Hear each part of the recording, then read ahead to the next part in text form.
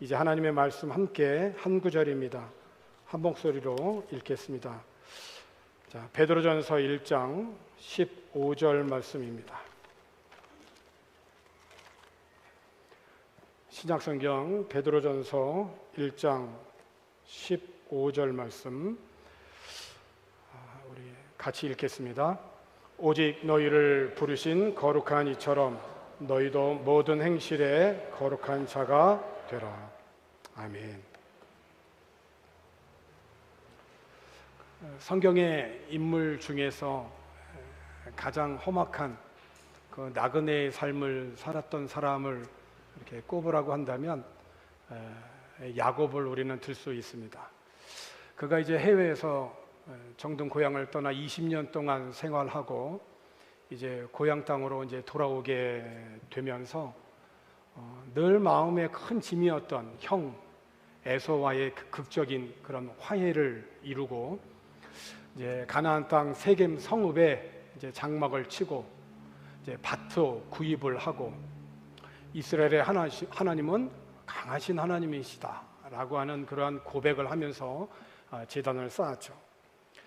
자, 그리고 이제 얼마 후에 야곱의 딸 그 디나가 그 성읍의 그 딸들을 보러 나갔다가 그 땅의 추장의 그 아들 세겜으로부터 강간을 당하는 욕을 보이게 됩니다.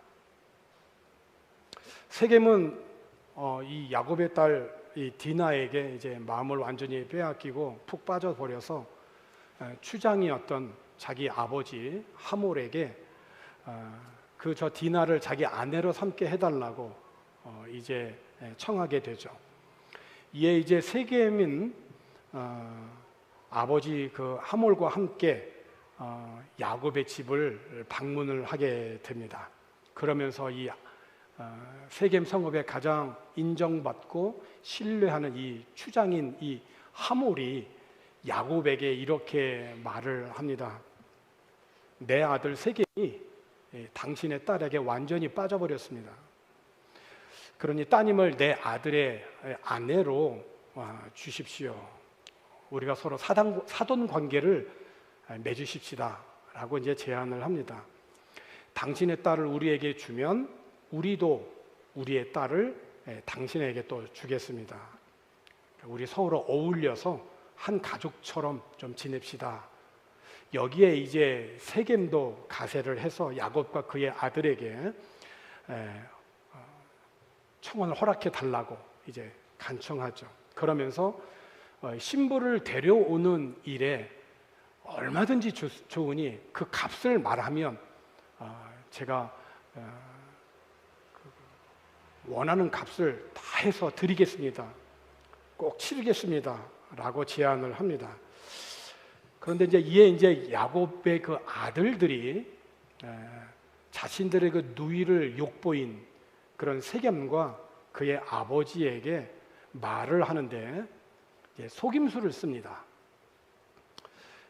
뭐라고 대답을 했냐면 우리는 할례 받지 않는 그러한 남자에게는 우리 누이를 줄 수 없다는 거예요. 할례 받지 않는 그런 남자에게 누이를 준다는 것은 우리의 신앙과 문화에는 너무 수치스러운 일이라는 거죠. 그래서 당신네 남자들이 우리처럼 다 할례를 받으면 그 조건이라면 우리는 진지하게 한번 얘기해 볼 수 있겠습니다 라고 대답을 했죠. 그렇게 해준다면 우리는 기꺼이 당신네 딸들과 결혼도 하고 우리의 딸들을 당신네에 시집 보내고 우리들은 당신네 이 성읍에서 편안하게 이게 지내면서 큰 민족을 이루고 행복하게 살 수 있을 것 같습니다. 그런데 만약에 우리의 이 조건을 받아들이지 않는다면 우리는 이 누이를 데리고 이 성을 떠나겠습니다 라고 그렇게 대답을 해요. 이에 이제 하몰과 그의 아들 세겜이 생각하기에 이 조건이 굉장히 타당하게 보인 겁니다. 왜냐하면 야곱의 가족이 굉장히 부자였거든요. 굉장히 많은 그런 양떼들, 가축들을 갖고 있었거든요. 그래서 그 조건이 좀 괜찮다, 타당하다 생각하고 이제 성읍으로 돌아와서 모든 사람들을 불러 모아놓고 자기 동족들에게 이제 이야기를 하는 겁니다. 저 사람이 우리를 좋아하고 우리들도 저 사람과 친구가 되어서 가족을 이루고 우리가 여기서 행복하게 번성하게, 저 사람들이 여기에 자리를 잡아도 이 땅이 넓으니까 우리 사돈관계를 맺으면서 그렇게 살면 좋겠다. 그런데 한 가지 조건이 있다고 한다. 할례를 받아야 된다고 한다. 할례를. 자기네들처럼 모든 남자들이 할례를 받아야만이 서로 사돈관계를 맺을 수 있다고 한다. 이거는 우리에게 굉장히 이득이 되는 그런 거래다. 다시 한번 얘기하지만 저 가정이 굉장히 부자다.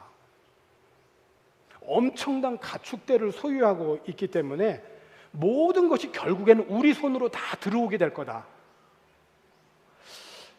자, 그러니까 그들의 요구대로 해주고 우리가 그들과 함께 어울리면서 살아보십시다. 그래서 모든 세겜의 성읍의 남자들이 할례를 받습니다.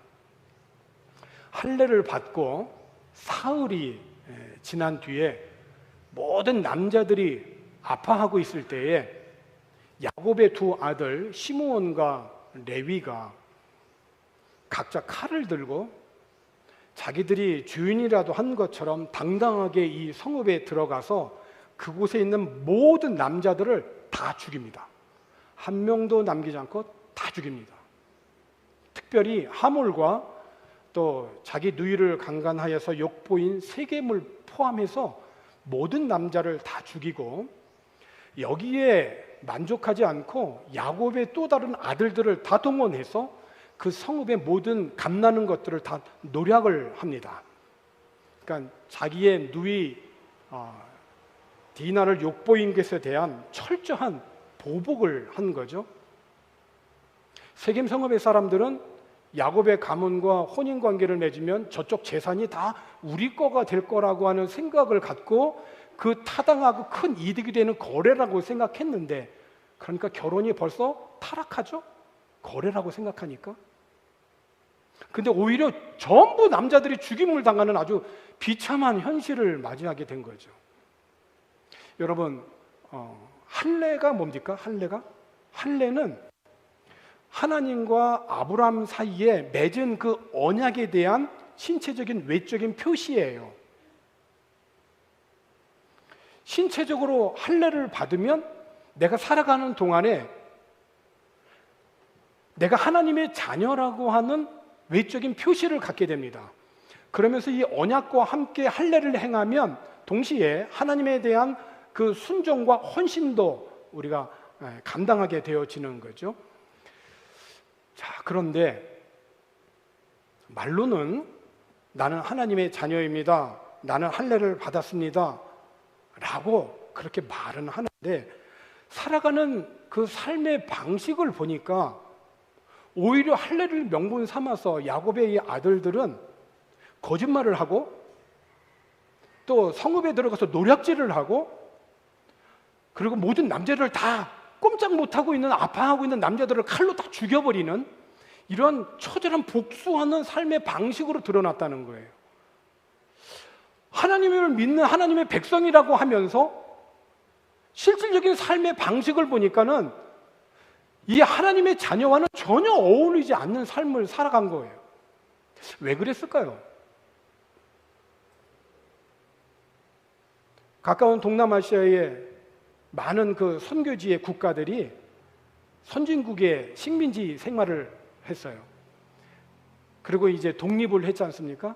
그러면 그 식민지에서 벗어난 그 국가들은 그 앞선 그 선진의 모든 문화들을 다 받아들이면서 동시에 모두 받아들일 수 있을까요?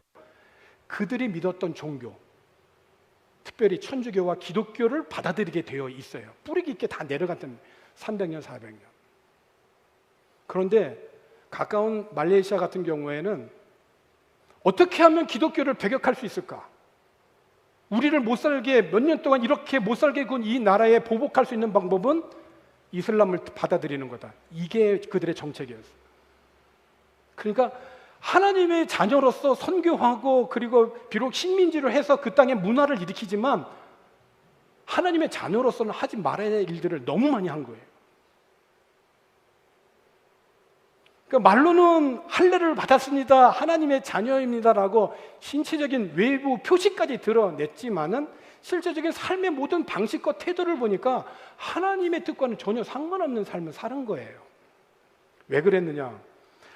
하나님을 믿는다고 하지만은 그들의 삶의 그 형식과 그리고 방법이 바뀌어지지 않았기 때문에 그렇습니다. 그것은 그 삶의 중심이 하나님의 언약이나 하나님의 말씀이 아니라 그 삶의 중심이 자기였기 때문에 그래요.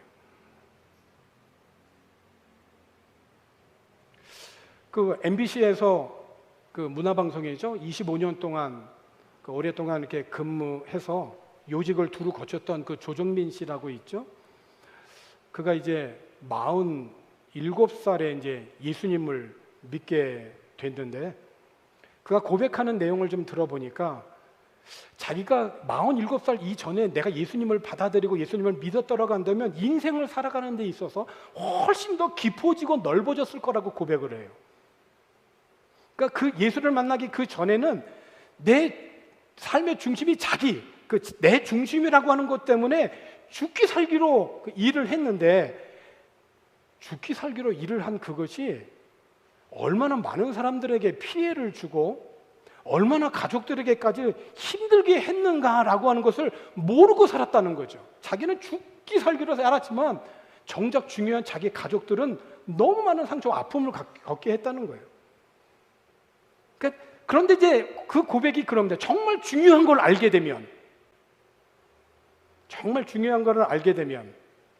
내 야망이 이루어지는 것이 중요한 게 아니라 하나님이 지금 내 곁에 주신 그런 지금 여기 주신 이 관계를 소중히 여기는 삶, 그 삶에 자기가 집중을 하게 되어질 때 인간은 얼마나 풍성한 삶을 살게 되었는지, 그래서 조금 더 하나님을 알고 싶어서 신학을 공부하고 지금은 베이직 교회 담임을 하고 있는 목사가 되었죠. 그러면서 그렇게 고백하더라고요. 모든 갈등을 빚는 이유가 뭐냐면 내 곁에 있는 사람이 얼마나 소중한 거를 모르기 때문이라는 거예요. 저나 여러분들이나 이거를 매일 느끼면서 살아가는 것 같아요. 그런데 하나님은 절대로 실수로 옆에 사람을 그냥 두지 않는다는 거예요. 정말 중요한 걸 알게 된 거죠. 내 삶의 중심이 내가 아니라 하나님이어야 된다라고 하는 것을 깨닫게 된 거죠. 겉으로는 할례를 받았지만은 실질적인 삶 속에서는 할례 받은 하나님의 백성답게 살지 못한 겁니다. 자기의 삶의 중심이 하나님이 아니라 자기였기 때문에. 그러니까 야곱의 그 아들들의 그 생활 방식은 저 사람들 하나님 믿는 사람들이야 라고 사람들이 다 알고는 있지만 그들은 정작 하나님의 생명으로 빚어지지 아니하고 여전히 자기의 명분이 더 중요했던 것이고 하나님의 영광을 위해서는 정말 관심이 없었던 거예요. 어떻게 알 수 있느냐? 첫째는 누이의 결혼에 대해서 진지한 기도가 없습니다. 두 번째는 세겜 성읍에 칼을 가지고 들어갔지 않습니까? 아파하고 있는 남자들을 꼼짝 못하는 그 상황에서 칼로 모든 남자들을 다 죽였지 않습니까? 그리고 모든 그 감나는 것들을 노력했잖아요. 이 모든 일들을 진행하고 계획하는 데 있어서 하나님에게 단 한 번도 묻지 않았다는 거예요. 이 일이 과연 하나님의 뜻에 합당한가? 이 일을 하면 우리가 할례 받은 자로서 하나님 앞에 영광스러운 일인가를 단 한 번도 묻지 않았다는 거예요. 왜? 삶의 중심이 자기니까. 하나님이 언약이 아니니까. 그냥 할례는 그냥 겉으로 드러나는 신체적인 하나의 표시에 불과할 뿐 그들의 생활 방식, 이거는 애티튜드는 전혀 바뀌지 않았다는 거예요. 신약시대에 와서 사람들이 하나님의 자녀인 것을 드러내는 외적인 표시는 세례입니다.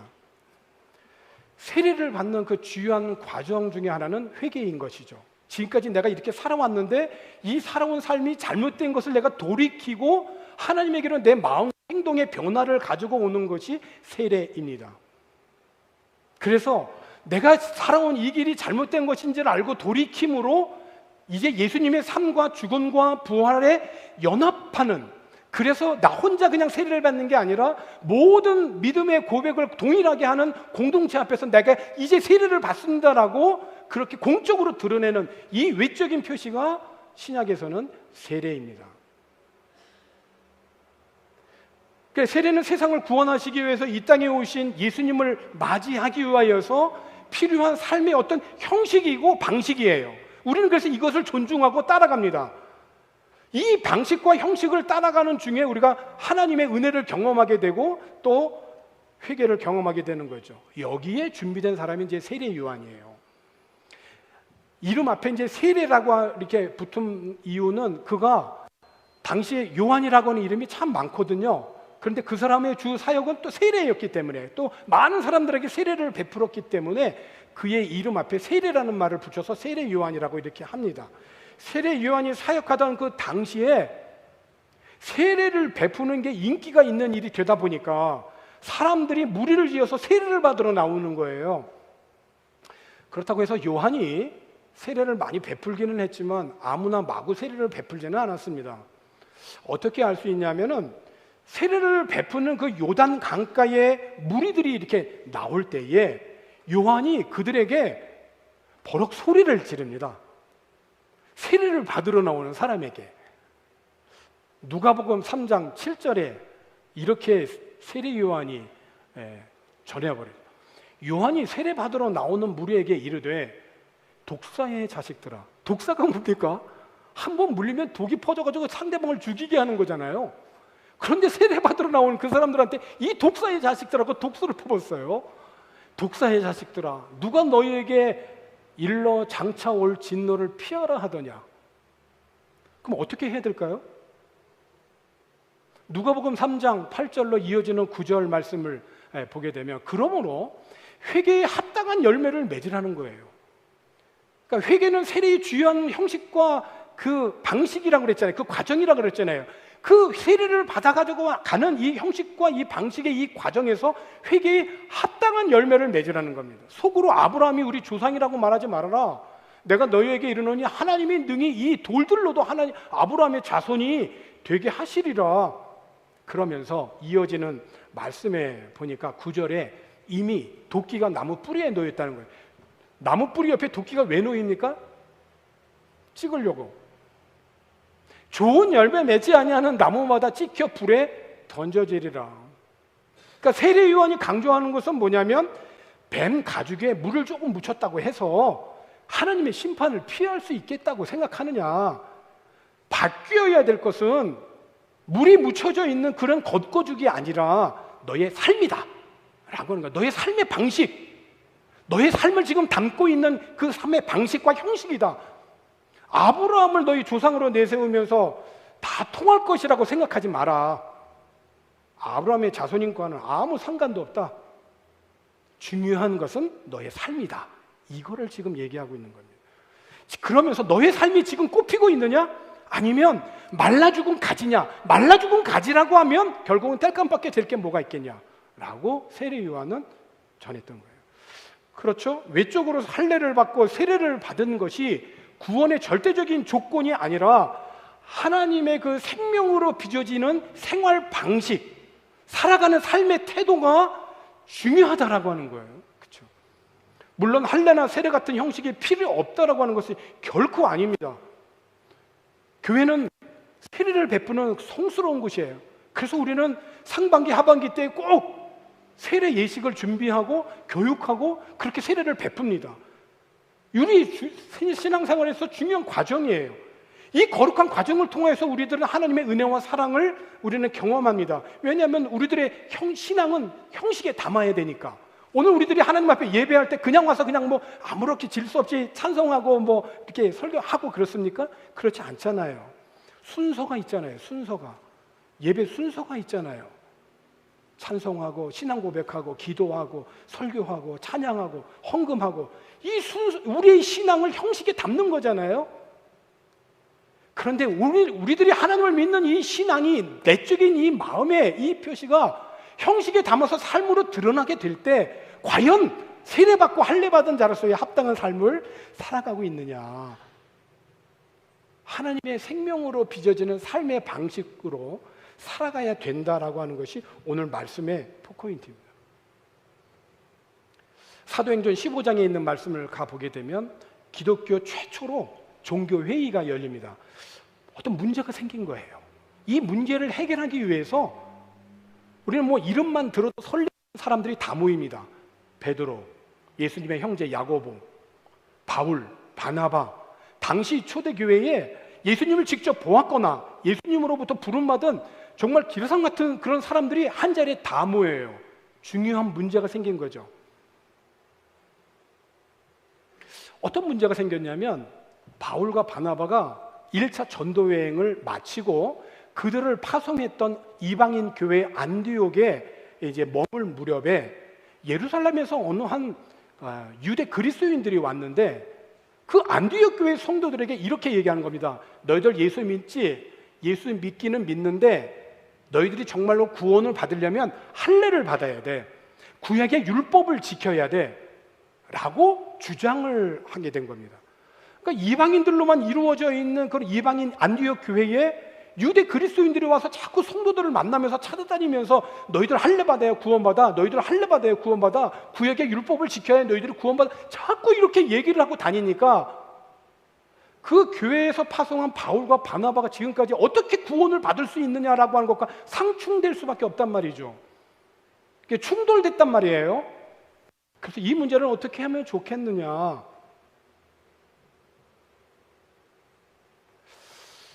그래서 안디옥 교회는 바울을 비롯해서 믿음의 사람들을 당시 교회의 중심인 예루살렘 교회에 보냅니다.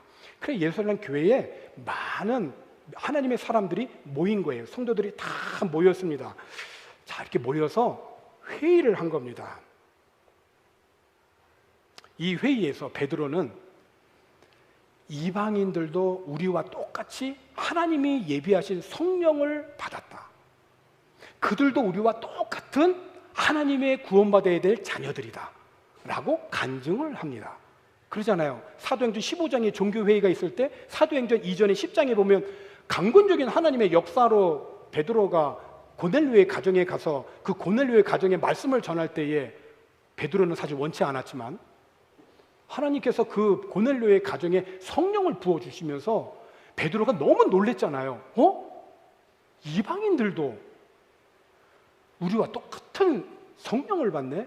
여러분, 극단적인 유대주의자들은요, 이방인들에 대해서 어떻게 생각하냐면 하나님께서 지옥의 불쏘시개를 위해서 만들어 놓은 자들이 이방인의 존재라고 생각해요. 그만큼 이방인들에 대해서는 그렇게 무시한단 말이죠. 그런데 우리와 똑같은 성령을 받았다는 거죠. 모든 사람들이 베드로의 말을 조용히 듣고 있습니다. 바울과 바나바 역시 1차 선도 여행을 통해서 선교 현장에서 경험한 하나님의 구원, 하나님의 마음, 모든 사람이 다 구원을 받아야 된다라고 하는 이 하나님의 마음을 전하게 됩니다. 그러면서 그 예루살렘 종교회의의 의장인 예수님의 형제 야고보가 유대인들과 그리고 이방인들이 모두 다 받아들일 수 있는 지혜로운 결정을 내리죠. 우상의 더러운 것, 음행, 목매어 죽인 것, 피를 멀리하라라고 하는 것이에요. 그러니까 우상과 관계되어져 있는 활동에 관계되지 않도록 조심하라는 것, 음행하지 말고 결혼의 도덕을 잘 지키라는 것, 유대인 그리스도인들에게는 거슬리는 음식인 이를테면 피 같은 것 내놓지 말라고 하는 이런 것들을 안디옥 교회에 편지로 보내서 안디옥 교회는 그거를 받아들이고 기뻐하면서 율법에 얽매이지 아니하고 예수 그리스도를 믿음으로 말미암아 구원 얻는 이 귀한 복음 앞에 자유하고 해방을 누리게 되어지죠. 그렇죠. 오늘 우리들이 신앙을 형식에 담아야 되지만은 이 형식은 형식만이 아니라 자연스러운 삶으로 열매를 맺어야 되는데 구약의 할례나 신약의 세례와 같은 형식을 통하여서 궁극적으로는 이 형식이 하나님의 생명으로 빚어지는 삶의 방식으로 우리들의 삶 속에 나타나야 된다. 그게 뭘까요? 하나님의 생명으로 빚어진 삶의 방식이 나타나야 될 그 생명이, 하나님의 생명이 뭘까요? 저는 오늘 구약에서 한 구절, 신약에서 한 구절을 소개하면서 설교를 마치려고 그래요. 하나님께서 성경에 나는 뭐뭐다라고 분명하게 말씀하신 데가 있어요. 나는 뭐뭐다. 오늘 우리 함께 읽은 베드로전서 1장 15절에 있는 말씀은 신약 성경이지만 베드로 사도가 구약에 있는 말씀을 인용해 가지고 신약에다가 기록해 놓은 거예요. 나는 뭐뭐다. 자, 성경의 구약에 보면 레위기 11장 44절에 있는 말씀을 보게 되면 나는 여호와 너희 하나님이라. 내가 거룩하니 너희도 몸을 구별하여 거룩하게 하고. 그러니까 하나님은 어떤 분이시냐면 거룩하신 분이다. 거룩이 뭐냐? 그건 구별된 삶이라는 거예요. 거룩은 곧 구별이라는 거예요. 하나님은 거룩하신 분이고 거룩하신 분은 구별된다. 비록 오늘 우리들이 이런 세상 가운데 살고 있지만 우리들은 구별된 하나님의 거룩한 백성으로 살아가야 된다라고 하는 것이 하나님이 우리를 향한 뜻이라는 것입니다. 거룩이 하나님의 생명인 거예요. 그러므로 오늘 하나님을 신앙하는 오늘 우리 그리스도인들도 이 하나님의 명령과 뜻을 받들어서 우리들 삶을 거룩하게 몸을 구별해야 돼요. 그러니까 이 몸을 구별해야 되니까 세상에 나쁜 것들이 우리 안에 들어오지 못하도록 구별시켜야 된다는 거예요. 그것이 술일 수도 있고 담배일 수도 있고 음란한 그런 모든 것일 수도 있다는 거예요. 몸을 구별해야 되니까 우리가 거룩은 몸을 구별하는 것입니다. 그래서 그리스도인의 힘은 구별된 거룩한 삶에 있는 것입니다. 또 한 군데 하나님은 어떤 분이시냐? 요한일서 4장 8절에 있는 말씀을 보게 되면 사랑하지 아니하는 자는 하나님을 알지 못하나니 이는 하나님은 사랑이심이라. 죄송한데 우리 한번 같이 한번 낭송 한번 했으면 좋겠습니다. 따라서 한번 해보시죠. 하나님은 사랑이심이라. 네, 하나님은 사랑이심이에요. 오늘 저와 여러분들이 이렇게 예배할 수 있는 것도 하나님의 사랑 때문에, 하나님이 우리를 구원해 주시고 용서해 주시는 은혜 때문에 오늘 우리가 이 자리에 있는 거예요. 하나님은 사랑이세요. 그러니까 삶이 참 힘들고 곤고하고 힘들고 괴롭고 많이 아프고 그럴 때 하나님은 사랑이라고 하는 말을 계속 되뇌어 보세요. 묵상해 보세요. 거기에 하나님의 생명이 오늘 우리에게 전달이 될 거예요. 그러니까 하나님의 생명은 거룩이고 사랑인 것이에요. 우리가 이 하나님의 사랑으로 거룩으로 빚어지는 생활 방식으로 살아가야 될 때, 그러니까 그 하나님의 사랑과 거룩이 극명하게 드러나는 것이 뭐냐면 십자가죠. 이거는 결코 장식이 아니에요. 그 십자가에서 보여주신 그 사랑으로 말미암아 우리들은 새로운 생명을 얻은 거예요. 하나님의 생명, 영원한 생명을 얻게 된 거예요. 그 십자가에서 보여주신 예수 그리스도의 그 사랑, 그리고 죽음을 이기시고 부활하신 그 부활의 은혜로 말미암아 우리들이 믿음 안에서 새로운 생명을 얻은 거죠. 이 생명을 통하여 우리는 영원한 삶을 우리가 받게 되어진 것이에요. 이 하나님의 생명으로 빚어진 이 거룩과 사랑으로 인해서 오늘 우리들이 그 삶의 현장에서 하나님의 영광을 위한 참 복되고 또 의로운 삶을 살아갈 수 있기를 주님의 이름으로 권합니다. 그 조정민 목사님이 47살까지 죽기 살기로 그렇게 일했지만 결국 죽기 살기로 일한 것이 오히려 주변에 있는 가족들과 주변에 있는 사람들을 너무 힘들게 했다는 거 아니에요. 그러면서 예수를 만나고 영원한 생명, 그 영생을 얻고 구원을 얻은 것을 알고 나서 정말 중요한 것을 깨닫고 나니까 하나님이 지금 나에게 붙여준 옆에 있는 사람들이 정말로 중요한 거구나.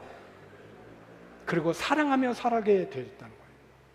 오늘 저와 여러분들이 하나님의 거룩한 생명으로, 하나님의 사랑으로 빚어진 그 생명으로 오늘 우리들이 이 땅 가운데서 살아가심으로 하나님의 영광을 드러낼 수 있는 거룩한 주님의 백성 되기를 주님의 이름으로 축원합니다. 하나님 아버지 감사합니다. 예수님께서 죽은 자들 가운데에서 다시 살아나심으로 우리는 전혀 새로운 생명을 받았고 가장 중요한 삶의 목적을 얻었습니다. 하나님의 생명으로 빚어진 우리들이 전에 하고 싶은 대로만 하던 악한 습관에서 다시 빠져들지 않게 하여 주시고 이제 순종하는 자녀가 되었으니 하나님의 생명으로 빚어진 생활 방식을 따라 거룩함으로 빛나는 힘찬 삶을 살게 하여 주옵소서. 주님이 우리를 끝까지 사랑한 같이 우리도 주님의 사랑을 힘입어 서로 사랑하며 살아가는 주님의 자녀들이 되게 해 주시옵소서. 예수님의 이름으로 기도하옵나이다. 아멘.